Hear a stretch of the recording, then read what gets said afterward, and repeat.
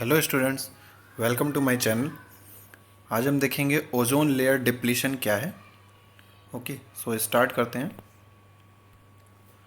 So ozone is formed by the action of sunlight on oxygen. तो जब oxygen पर sunlight का action होता है, जब उसकी क्रिया होती है, तब हमारा ओजोन का फॉर्मेशन होता है और ये पृथ्वी की सतह से 20 से 50 किलोमीटर ऊपर पाया जाता है।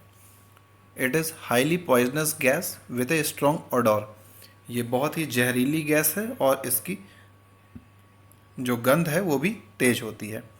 It causes respiratory element like asthma and bronchitis. इसकी वजह से हमारा अस्थमा और ब्रोंकाइटिस की बीमारी होती है when it is ground level, जब ये ग्राउंड लेवल पे होती है। ठीक है, अगर ओजोन ग्राउंड लेवल पे है तो अस्थमा और ब्रोंकाइटिस की बीमारी होती है। It causes harm to vegetation and leads to deterioration of certain material like plastic and rubber.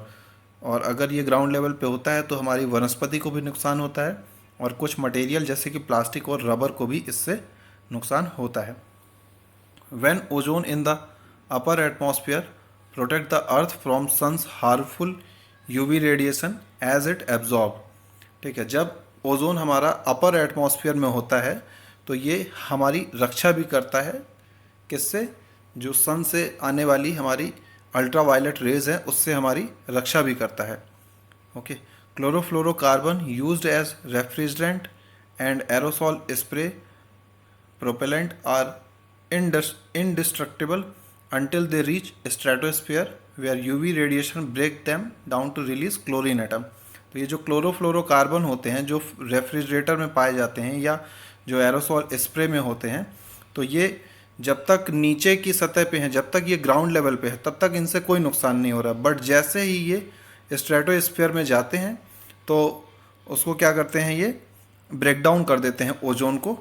ठीक है, वेयर तो ये क्लोरोफ्लोरोकार्बन और ये जो है हमारे जो रिलीज़ होते हैं, तो ये जब ऊपर जाते हैं तो ये यूवी के साथ मिलके, अल्ट्रावायलेट के साथ मिलके हमारे क्लोरीन एटम रिलीज़ करते हैं।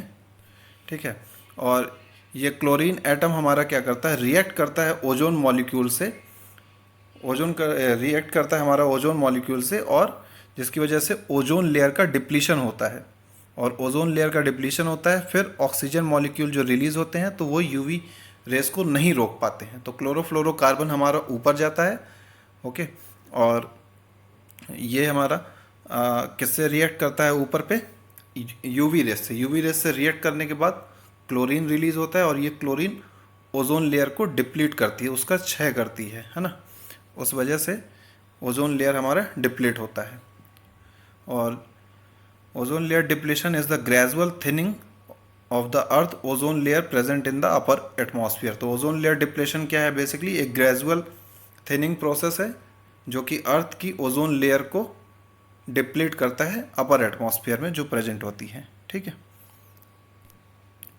तो नेक्स्ट क्या है, the ozone layer is present in earth atmosphere 15 to 35 kilometre above, जैसा कि अभी बताया है ना। तो अच्छा, ये एक अप्रॉक्सीमेशन है, जैसे वहाँ पे मैंने 20 और 250 बोला, यहाँ 15 to 35 बोला, तो लगभग एक अप्रॉक्सीमेशन की बात हो रही है यहाँ पे। ओके, और जैसे ही आप लगभग 15 किलोमीटर से ही जैसे आप ऊपर चले जाएंगे तो जो कंसंट्रेशन ऑफ ओजोन है वो बहुत ज़्यादा होता है, उसकी जो सांद्रता होती है वो बहुत ज़्यादा होती है। Okay, cause of ozone depletion. तो ओजोन डिप्लीशन का जो मेन कारण है तो वो जो केमिकल्स हमारे मैन्युफैक्चर्ड इंडस्ट्री में जो यूज़ होते हैं उनकी वजह से है, जैसे हेलोकार्बन्स भी हो गया। ठीक है, और सॉल्वेंट हो गए कुछ जो प्रोपेलेंट हैं जिनमें आपका क्लोरोफ्लोरोकार्बन होता है या HCFC होता है। तो ये सब क्या करते हैं, वही चीज़ प्रोसेस वही है कि यूवी रेस से रिएक्ट करके ऊपर जैसे जाते हैं तो यूवी रेस से रिएक्ट करके क्लोरीन रिलीज़ करते हैं, और ये क्लोरीन ओजोन को क्या करता है, डिप्लीट करता है ना, उसको उसके साथ रिएक्ट करके ओजोन लेयर को तोड़ता है। ठीक है, since the early 1970s scientist observe reduction in stratospheric ozone and it was found more prominent in polar region. ठीक है, तो 1970 की दशक की शुरुआत से वैज्ञानिकों ने क्या पाया कि जो स्ट्रेटोस्फेरिक जो ओजोन है, जो ओजोन वहाँ पे प्रेजेंट है, ठीक है, तो ये पोलर रीजन में मीन्स इंडस्ट्री के आने की वजह से ज़्यादा इनमें रिडक्शन हुआ है।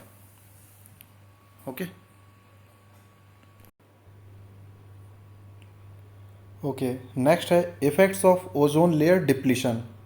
तो ओजोन लेयर अगर डिप्लीशन होता है तो उसका क्या इफ़ेक्ट पड़ता है, ये देखना है अपने को।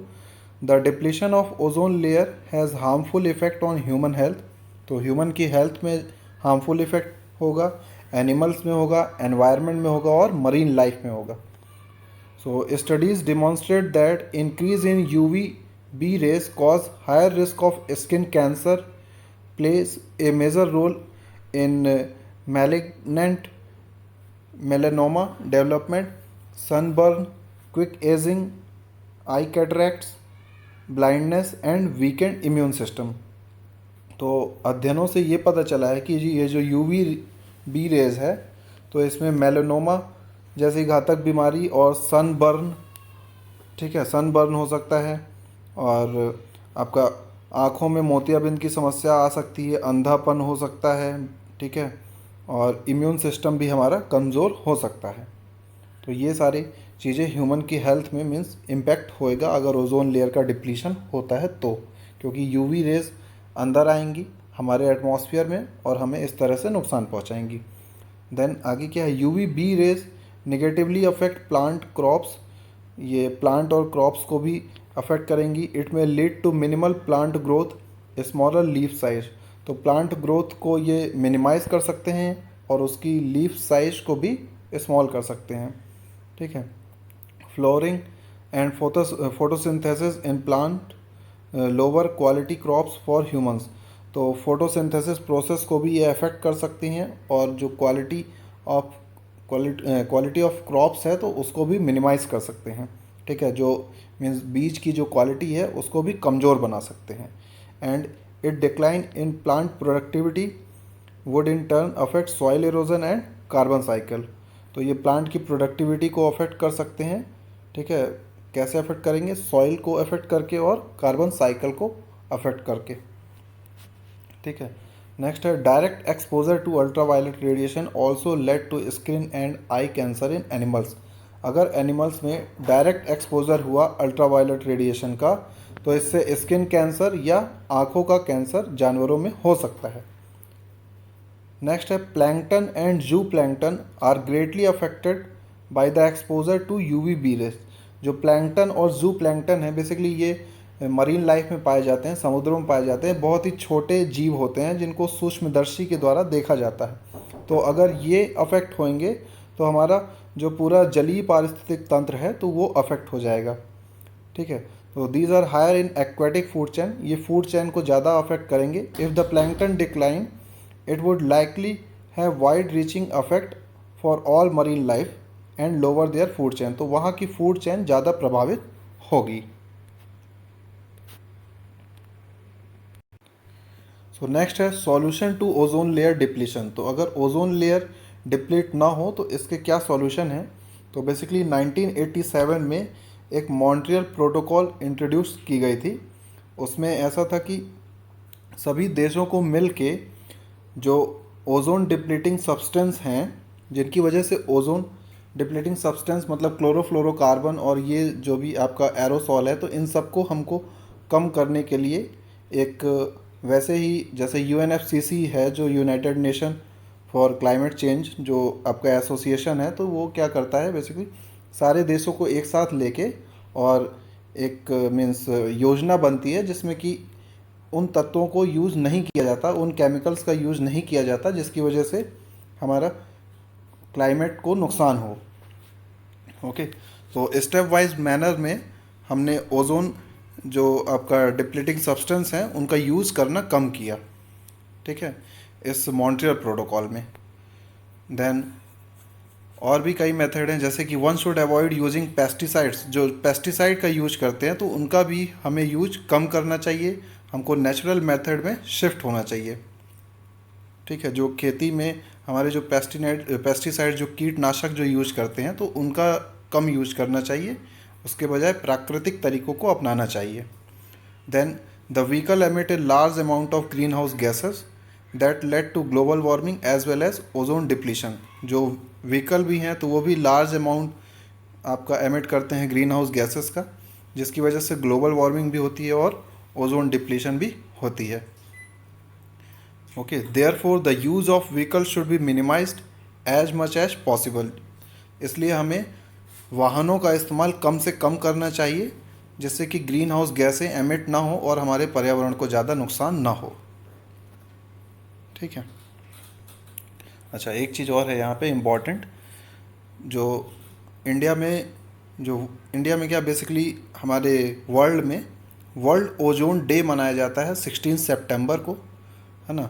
और यहाँ पे अवेयरनेस फैलाई जाती है, जागरूकता फैलाई जाती है कि हम वाहनों का इस्तेमाल कम से कम करें, जिससे कि ओजोन लेयर डिप्लीशन हमारा कम हो। लोगों को इस बारे में बताया जाता है। और इस साल जो वर्ल्ड ओजोन डे मनाया गया था, तो उसका स्लोगन था ozone for life. Okay, so this is all about ozone layer depletion. Okay, thank you.